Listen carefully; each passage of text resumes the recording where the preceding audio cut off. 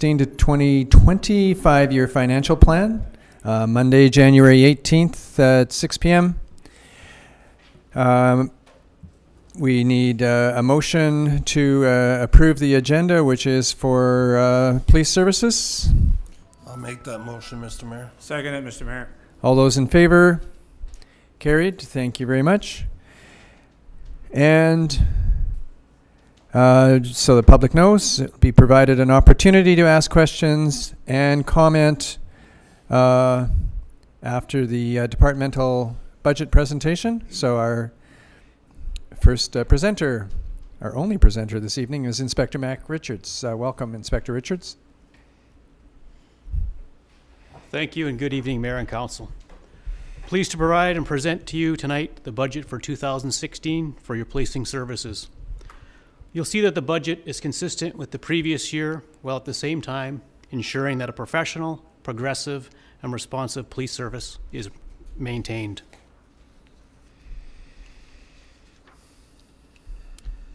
City of Port Alberni has developed a strategic plan for 2015-2018, as you're well aware. The vision is a safe and healthy community. Mission is to enhance the quality of life through the delivery of high-quality core services. The city has also identified a threat of crime and social problems within that plan. I feel that crime rates and how safe people feel directly relates to the creation of an inviting community, which is listed in the fourth pillar of the economy and livability. Although not overtly stated by the city in its most recent strategic plan, it is clear that the police have an important role in helping shape the community that we all live in and provide for the type of community everyone wants to live in. The recent AGLG audit has shown that both the city and the police have a good understanding of their respective roles and are performing these well. Within this audit, some best practices were highlighted, along with the excellent working relationship. Sir Robert Peel stated, "The primary goal of the police is to prevent crime and disorder." Since 2007, strong gains and advances have been made in this area by the Port Alberni detachment. One of the initiatives put in place centers around community policing programs and volunteers. It truly takes community members standing up for the community and taking action to have a sustained and impactful response to crime. Your police have also been innovated in how we've responded to and addressed crime in the city. A youth officer was created to focus on youth who have been identified as being at high risk and aren't connecting with services that they need. A violence and relationship position was created to better address domestic violence and its impact on people and the community. A mental health strategy has been in place to identify and try and connect people in need with services. One thing that remains constant for the service that we provide is that we are dealing with people, often in times of crisis and turmoil. I know for a fact that we're impacting people's lives on a daily basis. Progress is being made, as I said, in reducing crime, and in some areas, the detachment is doing better than what BC as a province is doing. However, there's still a long ways to go. The Crime Severity Index, specifically violent crime, we've moved from 10th in Canada in 2013 to 26. This is an improvement, but not where we as a community need to be. Port Alberni is a very busy detachment. It's one of, if not the busiest, RCMP detachments on the island. There are many reasons for this, but in the end, calls for service must be responded to and matters investigated. As a detachment, we average around 10,000 files a year. Included this slide just to provide you some perspective on how your 33 police officers are aligned to provide the best response and service to the community. The structure and resource allocation allows for the delivery of a truly professional policing service. The RCMP portion of the policing budget is $5,305,000. This is a status quo budget based on the past 4 years, in that it's based on 33 police officers versus the 34 that the City of Port Alberni has contracted the RCMP for. An increase in manpower would further increase service delivery, but it must be done so in a measured and researched manner. An increase to 34 has been planned for in the 5-year budget cycle. The increase seen for 2016 in the RCMP portion of the policing budget is due to an anticipated wage increase and some vehicle replacements. An issue for me as a detachment commander is actually delivering the services of 33 police officers. As been previously explained and also highlighted in the AGLG report, there is an inability for us to backfill vacancies. This is not sustainable and truly is a disservice to the community and the police officers. Less boots on the ground results in fewer police officers working, increased workloads, hampers the service that can provide it. We have seen that's resulted in increases in overtime as well as fatigue experienced by employees across the board. To address this, I'll attempt to staff at a level over 33, but maintain a commitment to the city to bill out at our agreed 33.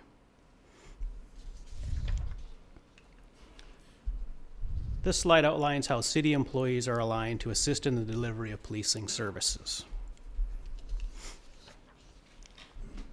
For 2016, the city portion of the budget is $1,387,000. Within this, I'm proposing an increase of 1 city employee. This would allow for better oversight and direction of city employees. Presently, the detachment supervisor is overrun with administrative duties and cannot attend to supervisory functions. This has been an issue since my arrival in Port Alberni, and despite reviews and reorganizations, we have not been able to ensure adequate supervision is in place. The supervision of city employees often falls to myself or other RCMP officers. We have tried to use City Hall as a supervisor point of contact, and this true as well has not been effective.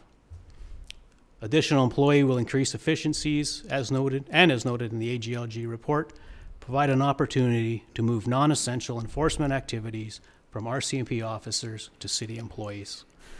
This is cost effective and a better use of resources. For 2016, I budgeted for the additional person for only half of the year, given the fact it's time to take to hire someone in a security clearance. The balance of the increase for the city portion is a result of pay increases to city staff and to account for inflation.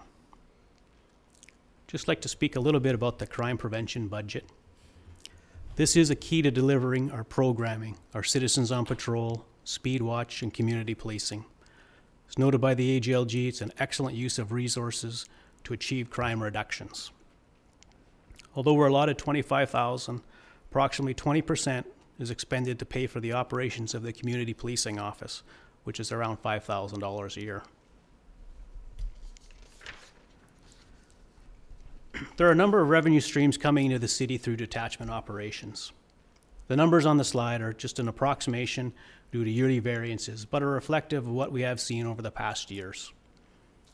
Just want to speak a little bit about the RCMP refund portion. This amounts to funds which were not spent from the previous year and largely relates to officer vacancies. For 2015, the return was $573,000. Originally, all the RCMP budget surpluses went back into policing by investing in the RCMP Emergency Fund. Over the past number of years, the RCMP budget surpluses have built this fund up to the goal of $1 million. Just as a reminder, last year Council directed that the $573,000 be distributed on a 50% basis to the Land Sale Reserve and the Recreation Capital Reserve. This slide shows the entire policing budget, how it's arrived at, a combination of the RCMP and city employees. As I said, essentially it's status quo for the RCMP, and on the city employee side, it's an increase of 1 city employee.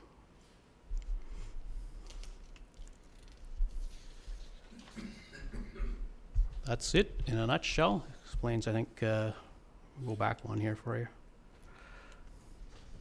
The overall law enforcement budget is on the slide there. If you have any questions, I'd be glad to take those now. Councillor Sauvé? Just one question. At the last year's budget presentation, there was 2 requests, one for a regular member position and one for a civilian management position. So what happened this year is that the RCMP or E Division is willing to absorb that one extra without asking the city for funding? No, we've, as I said, the city has asked in the past to run at 33. I'm prepared to run at 33 again.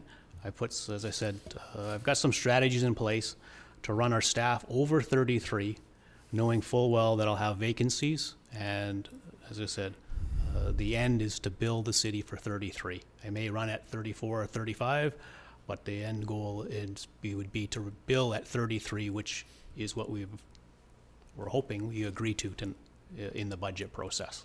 And my second question is for the extra city employee. I would like to talk a bit more about, it's a position of supervising for the records department, am I right? No.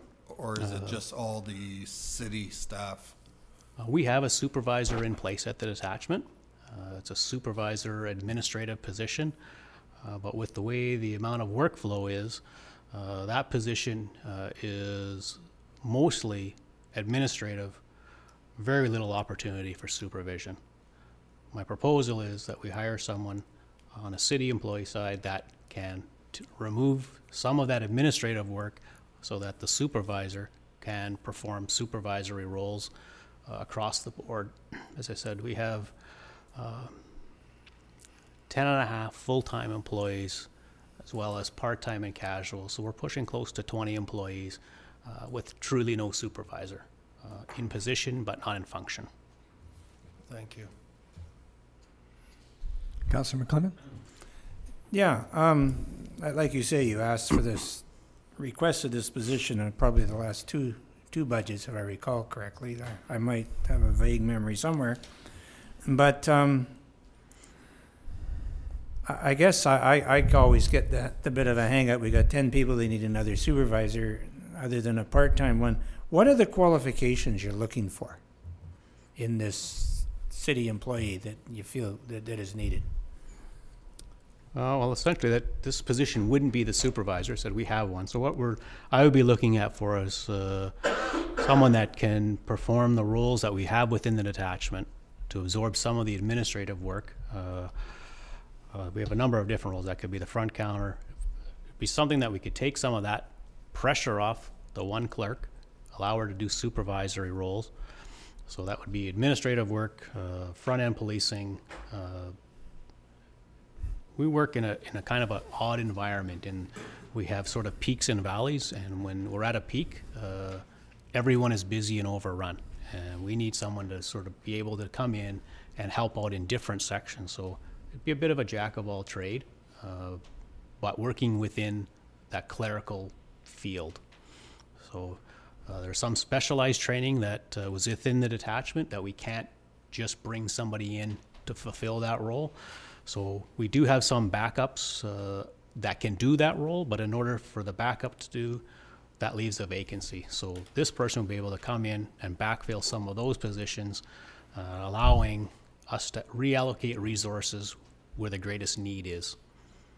And part of that is that supervisory role to be able to see those and predict and start moving the bodies around.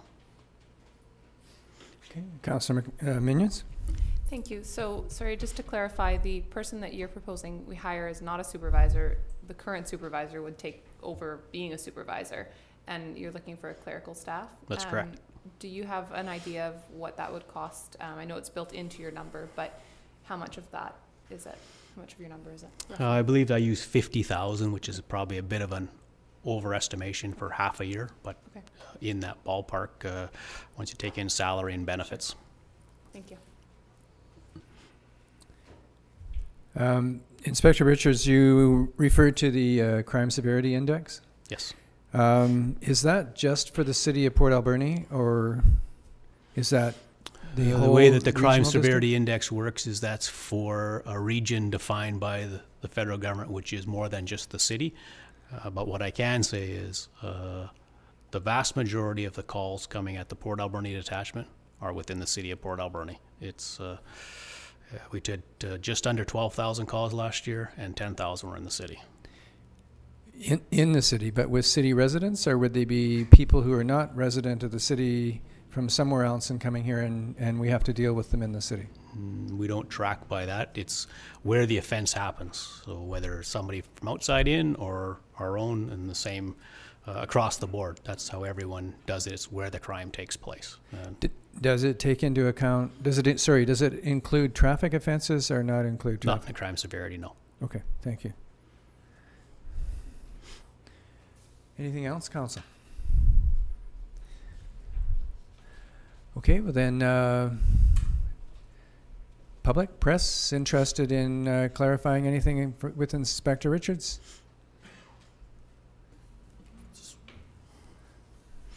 Mr. Anderson, I am disappointed that you don't have a question.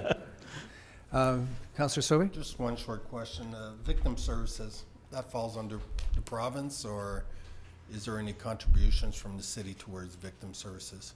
Because I know they were looking for some extra people and all that. But is there an allotment from the city that we're actually paying victim services, or is it just purely provincial? I believe it's provincial, but I'm not 100%, but I don't believe. The ACRD has put it as a line item in its budget. Okay, I understand, but I'm just wondering if the city's actually contributing to that or not. Through the ACRD we are. Okay, thank you. Sorry? Oh, through rent? Okay. Councillor Alemany? Thank you, Mr. Mayor. It might not be directed at you, Inspector, but more the Director of Finance. I'm just looking at the financial plan, and all of the numbers match up. It's page 5. But there's one for police detachment, building maintenance, and operations. So is that paid for through our Parks and Rec department, or is that through this contract with the police? Where's that money coming? Because that's the only part that doesn't match. No, here. the operations of the building is a municipal building, so that's Okay. covered by Parks and Rec. Parks and Rec. Okay.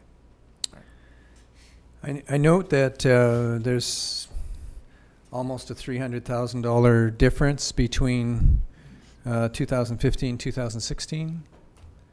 So that's 2% on property tax in order to fund that? Yes. Okay, thank you. Anything else, Council? Councillor Paulson?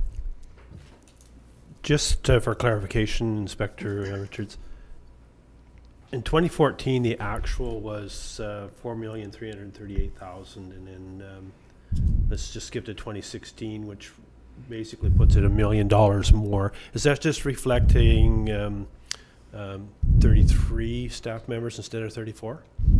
Nope. 2014 was based on 33 as well. The actual, that's the 575 or 73,000 that was returned to the city. Right, okay. That's where the difference is. Thank you. Okay, we answered all the questions, Council? All right, Inspector Richards, thank you very much for your presentation. And Council, before we proceed to adjournment, I want to acknowledge and welcome our acting city manager, Tim Ply. And I want to acknowledge Jake Martins here as our city clerk for this week. So welcome, gentlemen, both of you. We're happy for your assistance.